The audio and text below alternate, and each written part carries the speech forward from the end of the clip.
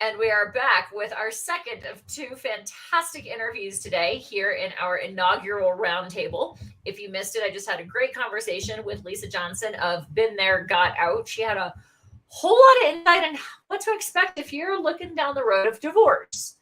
But now we're going to shift gears and we are going to welcome Linda Hollenback, one of our trusted experts, back to our conversations. Linda, you've been with us before. Welcome back. Thank you. Excited to be here and Happy New Year to everybody. We're And midway I through love January, but still nice to welcome it first absolutely. time for 2023.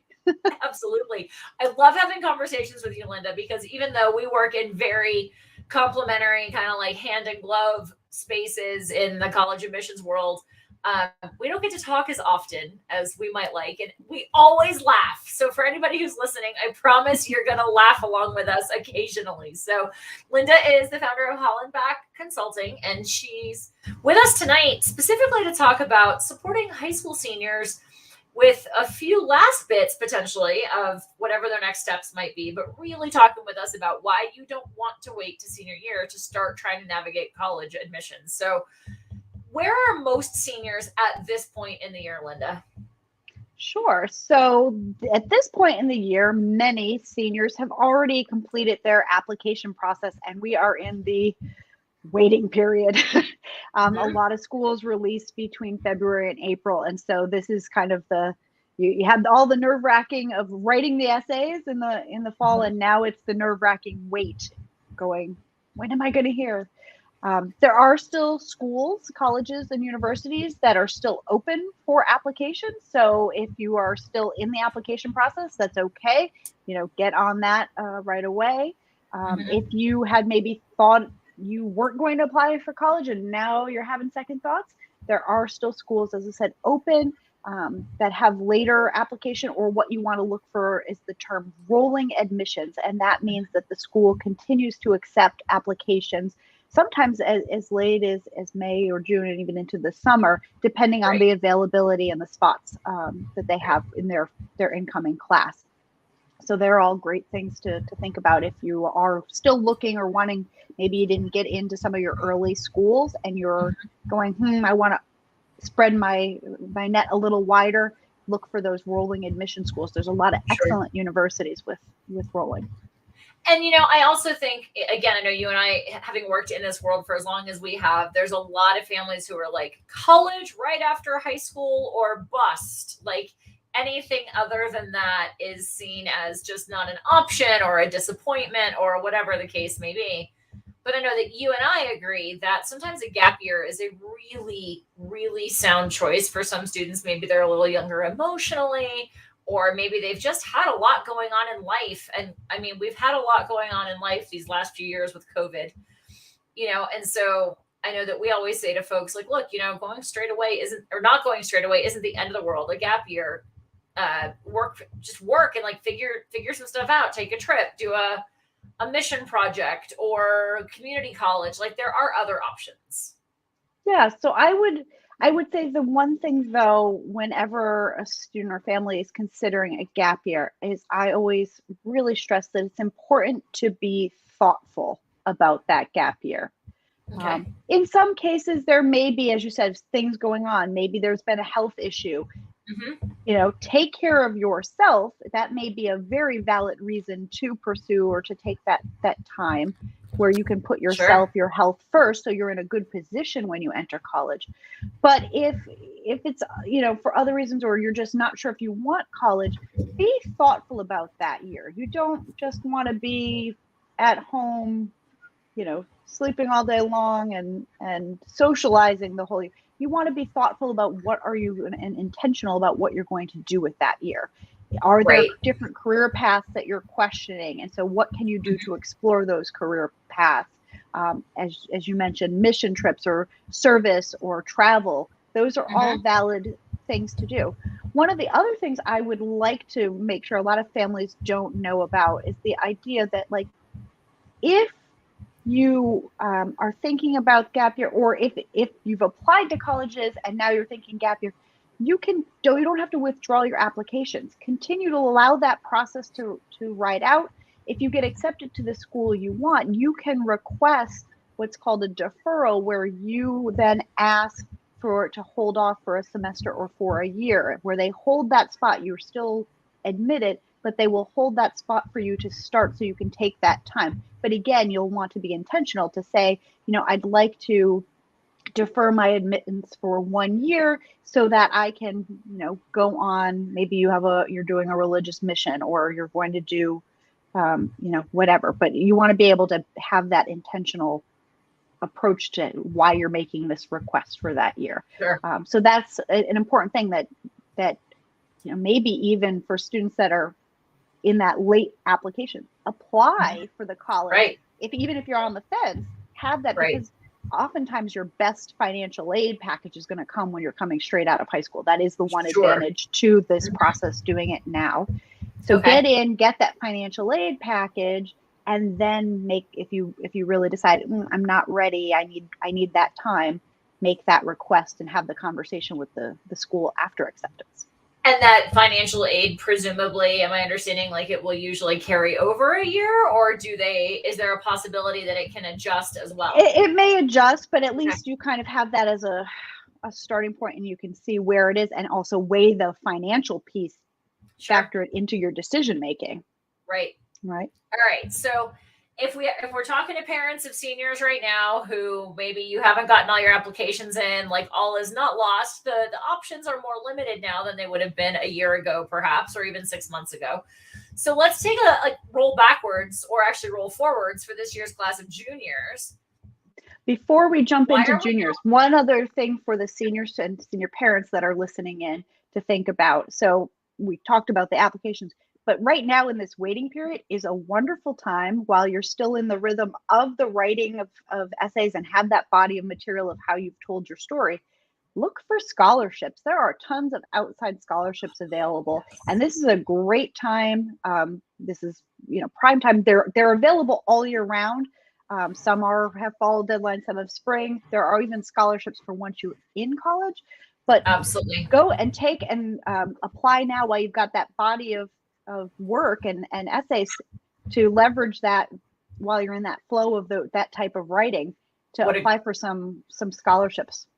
What a great repurposing of the work you've already done. Awesome. Also, for folks listening or who catch the replay, we're going to have two folks joining us talking specifically about financial aid. We're going to have Dr. Elizabeth Rosner, who her program is called Debt Free Degree with Dr. Roz. And then we're also going to have Ryan Wisniewski down, I think, at the end of next week.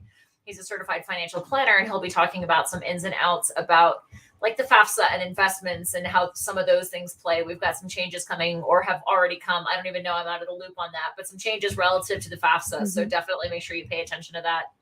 All right. So let's cycle over to juniors, because the initial point that you wanted to make as we had this conversation tonight was, like, don't wait till senior year. Why is senior year too late? So I mean, first, and just at a base level, I think waiting to the rush point, you're adding stress to an already stressful process. 100%. So by starting early, you can both, you as parents, you as a family, and you for your teen, can break the process down into smaller, more bite-sized, more manageable parts that help to not feel overwhelmed by oh my goodness, it's now senior year, it's fall, it's August, it's September, and applications, people are going to be applying within the next 6 weeks to 8 weeks, and we haven't even started. We don't even know what schools. That adds a lot of extra angst to a process that's already stressful for teens. And if for no other reason, to help mitigate the stress is the first reason to start early. The other reason that it's important to start early is because it allows you to be strategic in your thinking, in your process. It allows your teen time to be thoughtful in their choices, whether it be the choices of, like, we're getting come into February is when course selection comes in. So by senior year, if you're waiting till senior to start the college planning process, and now all of there's, and I've had this happen where a student kind of comes in and is like, I want to be an engineer, but they haven't had calculus, they haven't had physics. Not to say that it's impossible to get into an engineering program without those courses, but it certainly puts your application at a disadvantage. If you start the college planning and the career exploration process early, ideally sometime kind of end of freshman year, beginning of sophomore year, kind of that sophomore year is really a sweet spot, in my opinion, for the college planning and career exploration. You can be thoughtful, and you've got time to be thoughtful about the courses that you're going to take, to make sure that the courses line up with the curriculum, and that you've got not only what you need to get into the programs, but a strong foundation to be successful once you're in the college program. Right. So that's, I think, a really important piece of it. It allows for planning. Also, in terms of building candidacy, it allows the student to do the exploration, to build a resume and the candidacy profile that also gives them an edge in the process. When a family comes to me in fall, that is said going into senior year, at that point we can help them I can help them to tell their story best based on what they have done. But if there's any gap in their application for what they're applying for, there's not time to fix that. There's not time to fill that gap. Right. Well, and it strikes me, I think you saw that we had a conversation with Drew Boudreau of College Audition Pros. Apparently words are still really hard in the evening today. He's in the same space that we work in, you know, with the admission support, but his team specifically focuses on kids who want to go into performing arts, which is a whole other conversation of like when you're dealing with pulling together auditions and making sure that you have appropriate repertoire. We could say the same thing for folks who want to go into visual arts or journalism. You know, it's not quote unquote just the application and grades. It's that you have or athletics that you need to bring in, or athletes. Absolutely. And that's a whole other conversation in terms of making sure they go through the NCAA clearinghouse and, you know, when schools can talk to them and this, that, and the other thing, when they can talk to schools, when they can visit. There's another talk that we should do at some point, Linda, is how to have a successful college campus visit. Absolutely. Because there's so much to have there. And I know that's another aspect that you espouse is trying to visit campuses. Even if you can't visit all of the campuses that you actually want to apply to, I often tell kids, you know, most like smaller liberal arts schools are going to have similar feels. A big state school is going to have there are going to be some similarities.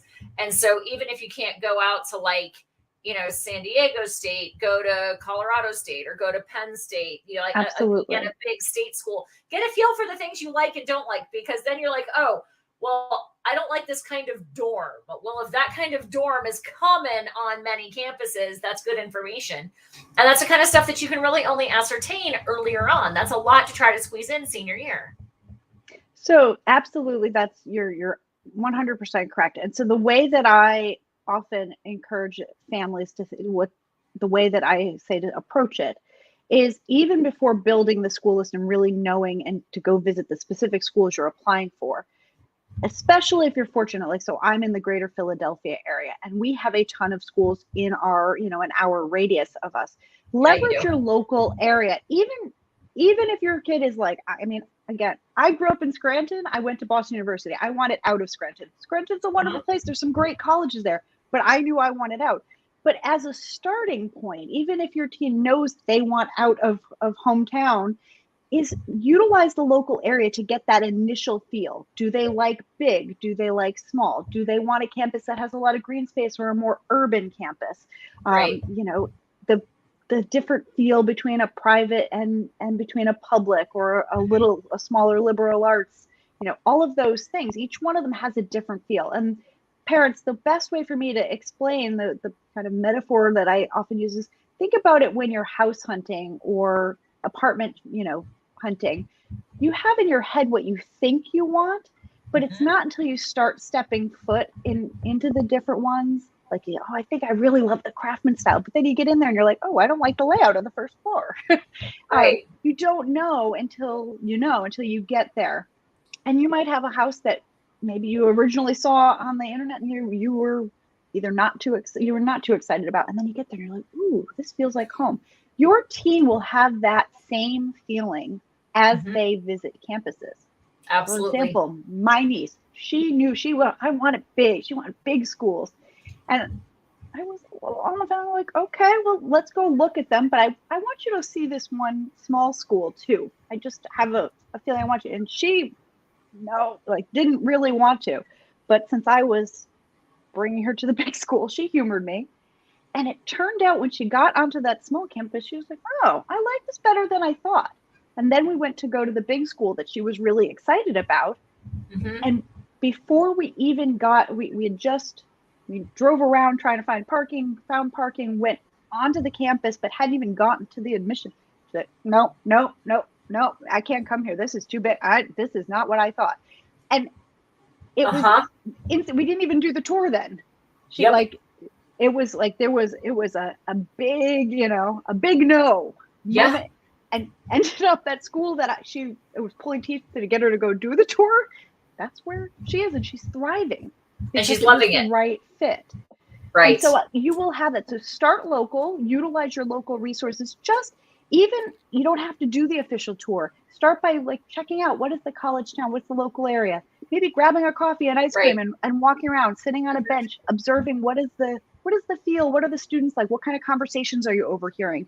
Start there with, your freshman, your sophomore, or if say you're going on a family vacation, you're checking out, you're going to the beach or you're going to wherever you're going on vacation.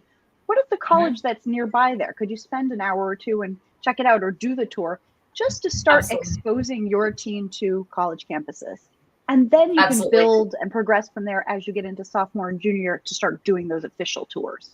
Absolutely. And that's actually something I was just having this conversation with a real good friend of mine whose son is in 8th grade going into 9th grade. And we went out for lunch last week, both of her kids and she and I, and we're like, hey, talk about, like you were talking, the classes that they should be taking as they get into high school and starting to go look at some college campuses. And they're going to be traveling down to Texas over the summer. So like, hey, Texas again has a metric ton of college campuses down there. So, all right. So you said we can start doing that as early as freshman and sophomore year.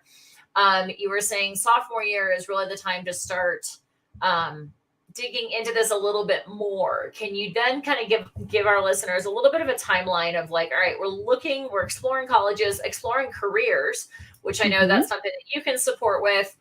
We've got some other folks in the Trusted Expert Network who can help as well, depending on the right fit of professionals. But like sophomore years, that exploration, what timeline are we looking at to avoid falling into the oh crap, it's senior year, now what? So yeah, absolutely. Freshman years start off, especially the fall of freshman year, I would say, let your teen get used to high school. It is a big adjustment. It is. You don't have to overly pressure. Maybe start having some of those, doing those visits like we mentioned, maybe having some initial conversations, maybe thinking about who they might be able to talk to in areas of their interest. If they're, toying with they want to go into medicine or they want to go into law. Do you have any family connections that they can have some initial conversations with? As you build into sophomore year, it should be encouraging them to dive a little bit deeper. So thinking about extracurricularly, how might they explore that interest? Again, continuing to leverage the network, their local area. How can they take advantage of and explore, have conversations with? Thinking about their test prep. They don't need to necessarily take the SAT or ACT during sophomore year, but that, in my opinion, and Clarissa, you can certainly jump in because this is your wheelhouse. I think that spring of sophomore year is a great time to get that diagnostic done to see which test do they prefer, SAT or ACT. That then starts that process, gets them used to the standardized tests, gets them thinking about which one they want to take. And that way, come junior year, by fall of junior year, they can dive in and have that official first test. My preference for the students that I work with is to try to have your testing done by the end of junior year. You can take testing into fall of senior year, but that just adds another layer of pressure. You've got your senior year courses, oftentimes your most challenging courses. They're trying to get their applications in. And if they're still dangling, studying, and frantic and worried about that test, that's just another layer that didn't need to be there. Absolutely. So sophomore year diagnostic for the testing in order that come junior year, they can start and do the actual sequence of testing. Absolutely. And since you mentioned that this is the world that I've lived in for the last 20 some years, we're going to pretend that it's not really been that long. One of the things that I'll add in, yes, I've been an SAT and ACT coach since the beginning of 99. I always encourage students to take what I call a one and done approach. Like, do everything you can to nail the test the first time. If you're going to invest time, effort, energy, tuition into some kind of test program, do everything you can to knock it out of the ballpark the first time. And at the same time, I always tell students that I want them to schedule in such a fashion that they have a backup. Mm-hmm.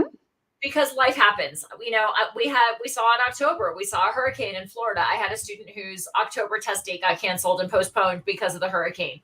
We've seen it happen with natural disasters. We've seen it happen. You know, you wake up with a flu the morning of the test, or, you know, there's how many St. Mary's schools in Connecticut. And I've literally had students go to the wrong school because they went to the one in Fairfield, not the one in Greenwich, or something like that, you know, which, or just simply nerves get in the way, even no matter how much you test, that first time nerves could happen. And so having a second test date, I think I agree. Having that backup is important. And if you don't need it, you know, if it turns out like right now we're in that cycle of like March with either a May backup or a June backup. May's tough because it's right around AP exams. But if they go in and they knock it out of the park in March, then they don't need the secondary test. But I always want them planning so that they've got a backup. So that I know you and I are kindred spirits when it comes to don't wait till the last minute. Yes. And so then, if we're aiming, as you said, for test scores by the end of junior year in an ideal world, yes, you can take it that summer, depending, or like going into senior year.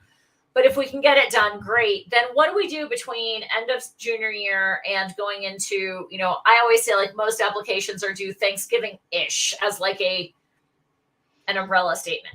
Really, November 1 is the first big deadline. There are a handful of schools that have ones in October, but the majority are November 1 is that early round application. So for families that are new to the college planning, the way the colleges work is there are 3 main rounds of application. There's 2 early. One's called early decision and one is called early action.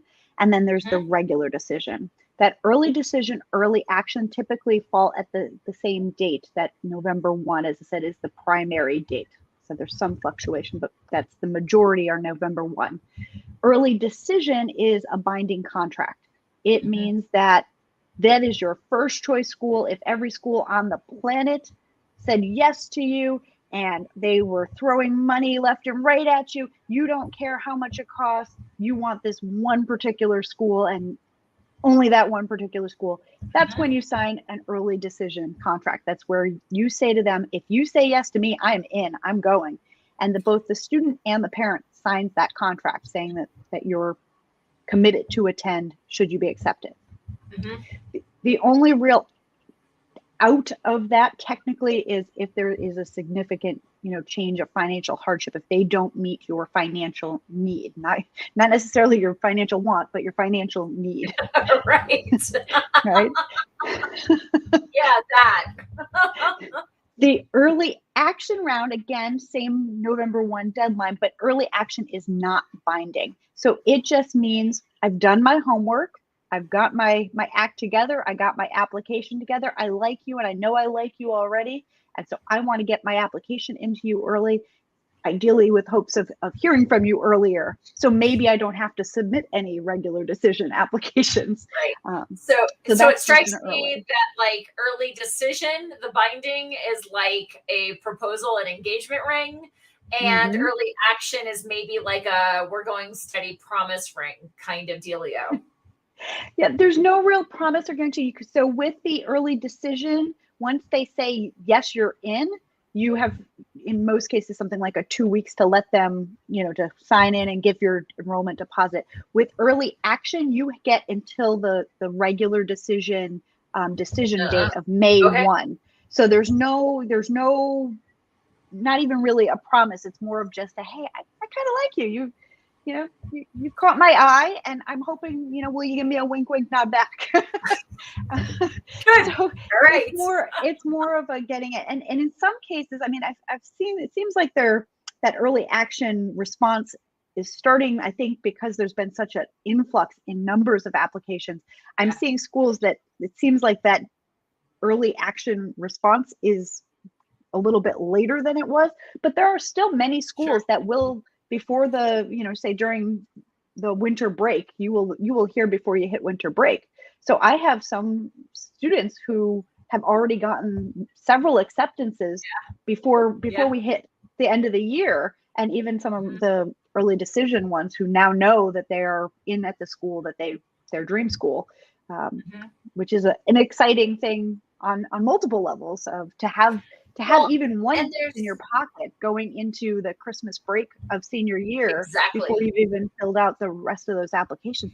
That's a boost of confidence for most teams. Let me ask you this, because this is something I think I know the answer, but I want to hear from somebody who deals with this way more than I do.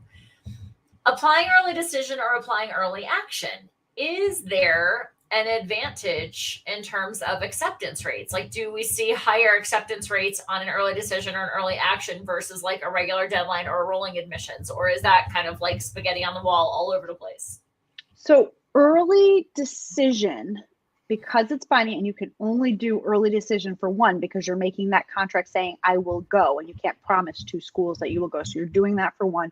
Because you have that contract there, the schools, every school is a little different with it in terms of, but there oftentimes is at least a little bit of bump on the acceptance, and it also gives your application a little bit of bump, because if let's call it what it is.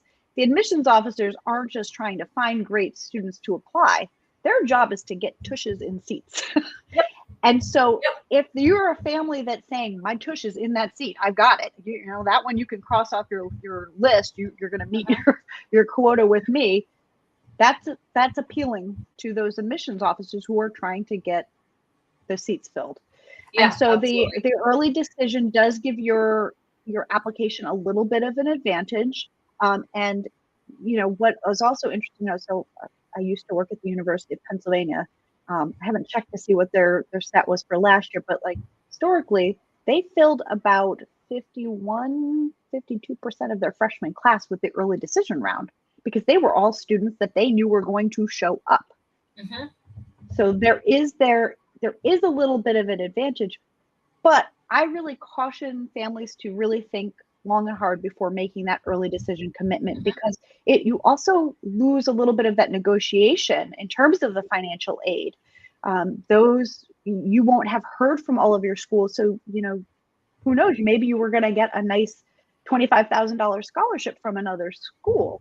You might not know in time, or maybe you will find out, and now you've got, I didn't get $25,000 from the school that I'm early decision, but I've got $25,000 times 4, which is $100,000 in this hand over here, but you're committed.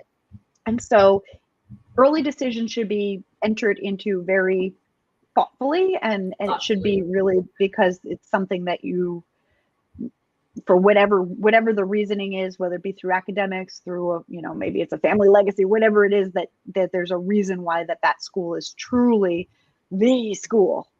Early action doesn't really give much of an advantage in most cases, most schools not. That's just more of an opportunity for you to submit early, get it done, get it off your plate, and also get a response earlier. Right, which again can really help to lessen the stress load. And I know you and I are really passionate about helping our kids be humans and be kids, and not stress themselves out to the nth degree. So, all right. So, and I think the other thing with early action, sometimes that early action does put you in the priority pool for their scholarship program. Absolutely. So that's another reason for the earlier you can apply, that early application can be an advantage. Yeah, absolutely. More money, more seats open, and more money available. So there's definitely things to be considered there. So, okay, I'm hearing start early for career exploration, for campus exploration, for campus visits, for leveraging local campuses to see what commonalities you do and don't like, getting a jump start on, excuse me, the test prep process. I'm boring you, Miss Clarissa. You are not boring me at all. It has just been a long day. So the test prep side of things, certainly, I know we had a conversation with Ashley, who I know you know, another one of our trusted experts. She talked last week about personal statements and how they fit into an application. So definitely taking the time to dive into those, and really bottom line, just helping our kids from being super stressed. And at the same time, it's senior year. If we're not there with the senior right now, like, there are options. Like, we all walk our own path. We all figure out our own journey. College straight away isn't always it's certainly not the only, and it's not always the best option. So any closing words you want to share? Well, I think, in terms of only your best, I think another thing, if your student isn't quite sure, don't poo-poo the idea of community college. It is a great way, if a student's unsure, that they can dip their toes in, maybe get a couple of additional foundation courses under their belt. If they've come from having some AP courses, they can go into community college, continue to build that, get the gen ed foundations, maybe do some exploration of different majors and paths at a lower cost, get that Absolutely. foundation. And many community colleges have really great transfer agreements with four-year schools that then Absolutely, they can move on. Mm-hmm. Again, not all about Penn, but when I was at Penn, we had great partnerships with some of the nation's community colleges, and there were transfers coming in every year coming from community college. So they started out, they got their foundations at a community college and finished up and can say that they're an Ivy League grad. That is possible. Mm-hmm. So I would definitely say, make sure that you're listening and having conversations with your teen about their future and how they want to approach it. Awesome. All right. So I'm going to remember to ask you this. Anyone who's listened in on our other roundtables or any of our podcast interviews knows that I like to ask about your favorite foundation of connections. So I'll read through them just for folks who aren't familiar, and it'll give you a little memory jog. I'm curious what one's popping for you today, Linda. So it's all the letters spell out connection. So we have create a safe place, observe, non-judgment, nod and smile, as in like zip it, explore, challenge your truths, take your time, innovate, own your own story, and nurture. So what's coming up for you? Always so tough because I love so many of them. I think based on our conversation today, we're talking about exploring, but my other real favorite is own your own story, because that is at the heart of the college process, and honestly, even the career journey, which is why I do both college and career, because it's in knowing yourself, knowing how you want to impact the world, knowing your strengths and what you bring to a table, and also what you need from your community and your team to support, that you can tell your story effectively. And that's what makes you stand out as a candidate. It's being able to really share who you are, what you're trying to achieve, and how that college or that internship or that job and that company can help to make your true success come and shine through. So I love Own Your Own Story. It's one of my favorites. All right. Love it. All right. And we will make sure that all of Linda's contact information is in our show notes or on the links in Facebook and on YouTube and on LinkedIn. If you missed it, she's the founder of Hollenback Consulting. She offers career guidance, college exploration, and admissions guidance.